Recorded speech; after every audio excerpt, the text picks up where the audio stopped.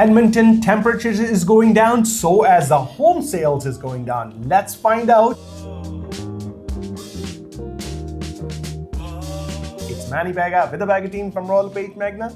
And hey, it's Shivani Bagga. Let's chat what's been going on in November 2025 in the Greater Edmonton real estate markets. Lot of, I can say, headaches. A lot of people are suspicious, and a lot of people are anxiety mode, and they are just talking that, oh my God, I wanted to sell my property before Christmas. Oh my God, I just wanted to do this thing. I understand there's some panicness in seller's mind, but I wanted to unveil what happened in market. Hey, is that properties are selling or not selling?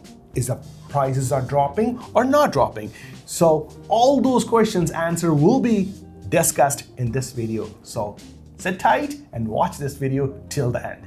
Awesome. Let's take a deep dive and see exactly what's been going on. Again, we're discussing Greater Edmonton Area. So this covers not just Edmonton, but it does cover St. Albert, Spruce Grove, Sherwood Park, Beaumont, Leduc, Nisku, and around. So this is our Greater Edmonton stats, but let's take a peek and see exactly what's been going on. The average selling price for all residential properties is sitting at $447,000. Month over month, there has been a decrease of 1.7%, and year over years, there's been an increase of 2.7%. So overall, if we take a look at all residential properties, including condos, including townhomes, including duplexes, residential attached, detached, single family properties, there hasn't been that much of a shift, right? We've been seeing that close to 1.7% decrease month over month, which is natural. It's going to happen. It's seasonality. People's priorities are changing, right? We're not in that house hunting mode. We're not in that mode to sell the properties right away. Christmas is around the corner, holidays are taking place, people are on vacation. And so naturally that you're gonna see that when people's priorities start to shift, it's gonna have a direct correlation with how the housing market is, because that demand is not there. Those people's intention is not there to really push that market to be stimulated. So overall, it's a natural decrease, nothing to be overly concerned about. Now let's take a deep dive into seeing what the average selling price is for our detached single family. That's sitting at $554,000, month over month decrease of 1%, and year over year increase of 2.6%. So again, not that high of a change that's been going on. 1% decrease is not gonna make or break anybody. And year over year, we're seeing just shy of 3%. Again, very, very healthy growth, especially for our Edmonton market. Let's go into our semi-detached properties. The average selling price is sitting at $424,000, month over month decrease of 1.2%. However, year over year, we are seeing a 5.5% increase for our semi-detached properties. So we've had a lot more stimulation and a lot more demand onto that segment of the market. And again, we've been through this a couple videos before as well, if we've all been following. And it's because it comes down to affordability. If we're seeing that 5.5% increase in our average selling price year over year, so from last year, 2024 to this year, 2025, and we're seeing that our average prices is sitting at $424,000, is because people's affordability is more in line with that type of a market. Our detached single family properties is sitting at $554,000. So it's over $125,000 more than what the other segment is. So that's exactly why you can see that 5.5% increase year over year for our average selling price. Now let's go into our row homes and our townhouses. The average selling price is sitting at $290,000, month over month decrease of 2.5%, and year over year, they've just slightly grown 0.3%. So again, healthy growth, healthy decreases, where it's nothing that we should be overly concerned about in our row homes as well. And then jumping into our last segment of our apartments and our condos, the average selling price is sitting at $205,000. Month over month, we've had an increase of 1.3%, and year over year, we've had an increase of 2.5%. And that's going to be very natural, actually. We tend to see a bit more demand for our apartments in that November, December, January month. And the reason for that is our investors are really starting to come out and they're trying to pick up their portfolios and they're really starting to build their portfolio prior to stepping into the new year. So that's why you can see in November, December, and January, anytime you have the apartments that are starting to increase in our sales prices is because we're starting to have a bit more demand from our investors. So that's why you're going to say why are investors coming out is because they're able to snag those really good deals. Right? So this is a time, especially in the market, where you're gonna have very motivated sellers. And when you have motivated sellers who are willing to let go of their properties at a bit of a discounted price, that's when investors are really gonna double down on their investments and they're really gonna start to pick up on things.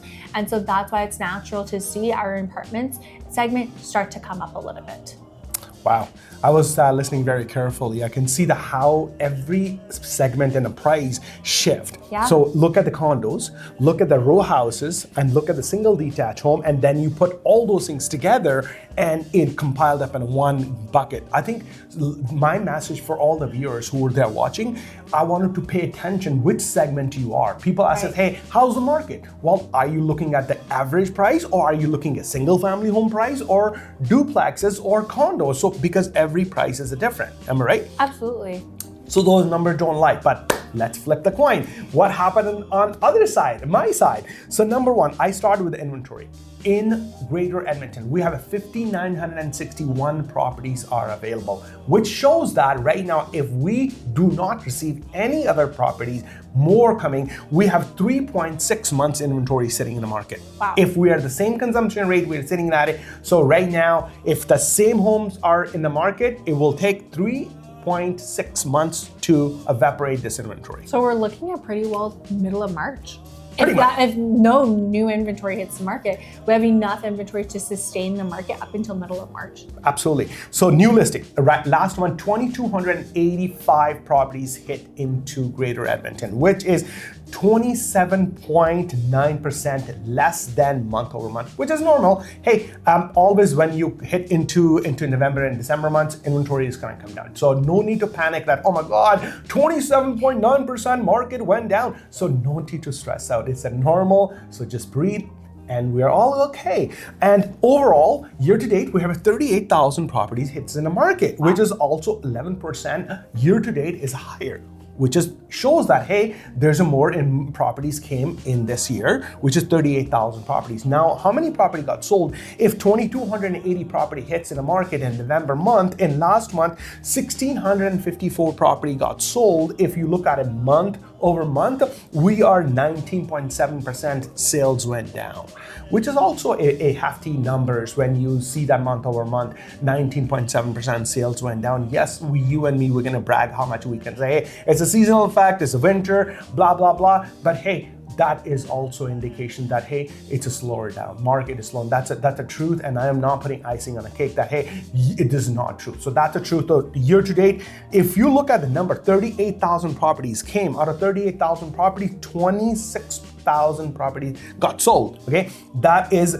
13.5% less properties sold year to date. Right. So sales are less, inventories is high. If you're looking at inventory, if you look at it, 11% inventory goes high up and sales drop down 13%. That's a direct correlation to supply and demand. Okay, hopefully that will answer to you. But on the flip side, at times, if I look at a detached home, last year it was taking 41 days, now it's sitting at 44 days. Last year for our semi-detached property was sitting at 32 days, now it's sitting at 42 days. Your row houses and your they were sitting at 37 days last year, now it's at 41 days. And if looking at apartment and condos, just like people are asking a lot to say, hey, I want to sell the apartment or I want to buy the apartment. Last year was sitting at 48 days, now it's sitting 55 days. So if we combined every single thing, all the properties together, a average idea to get it in mind, how much time it takes to sell in Edmonton. Last year for all residential was sitting at 41 days, now it's sitting at 45 days. So give and take, you are looking at 45 days to sell a average property if the property is listed right on numbers. Absolutely.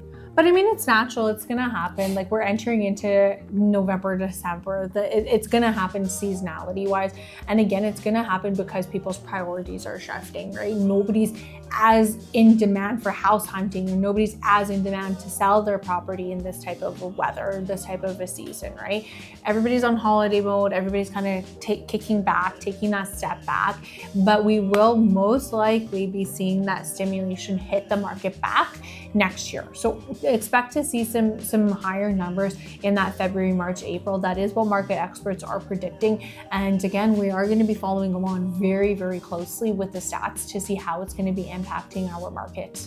Fantastic. So Shivani, if we can briefly give one suggestion, doesn't matter we are sitting in December. Yes, the holidays are start. What is the one suggestion you are giving those panic buyers or the people that are sitting on a fence and say, oh, I'm gonna wait, I'm gonna watch, interest rates gonna come down. What you give your own personal, because you are very experienced, so you monitor the market very closely every day. So what it will be a suggestion for all the buyers?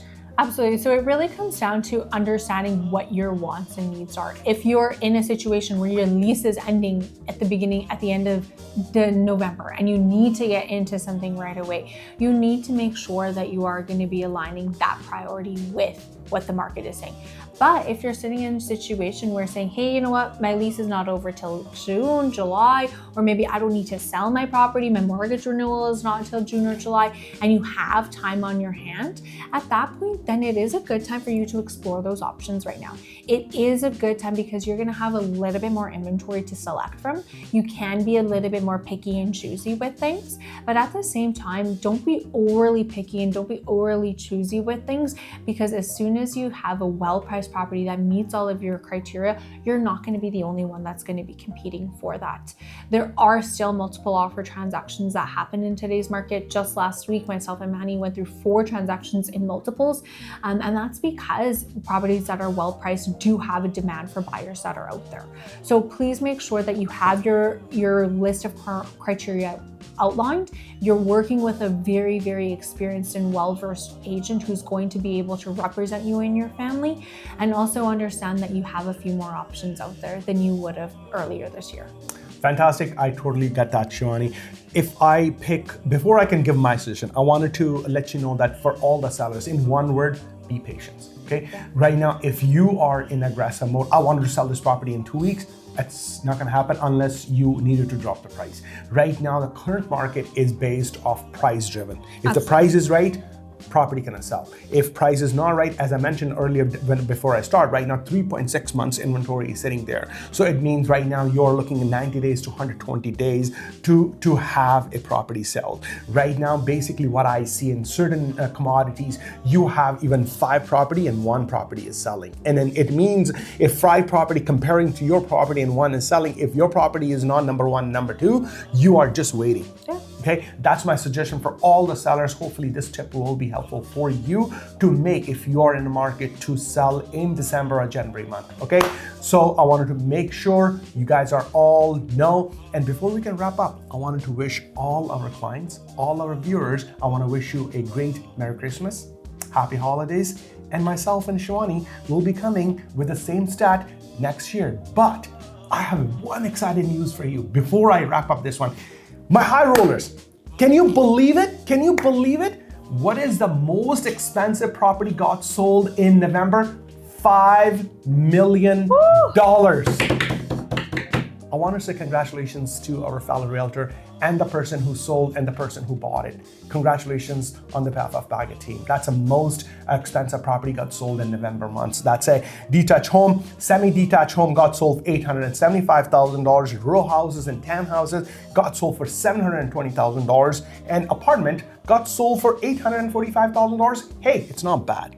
Yeah. It's not bad. I think I wanted to let all Edmontonians know that, hey, don't put yourself down. Yes, the sales are down, but we still need to understand we're still 3%, 4% up. We are not 20%, 25% down in the hole. So thank you, congratulations. So Shivani, wrap up. If you want to reach out to us, you need any specific stats for your own property, feel free to reach out 780-431-5615 or visit our website, www.mannybagga.com. Hey, before you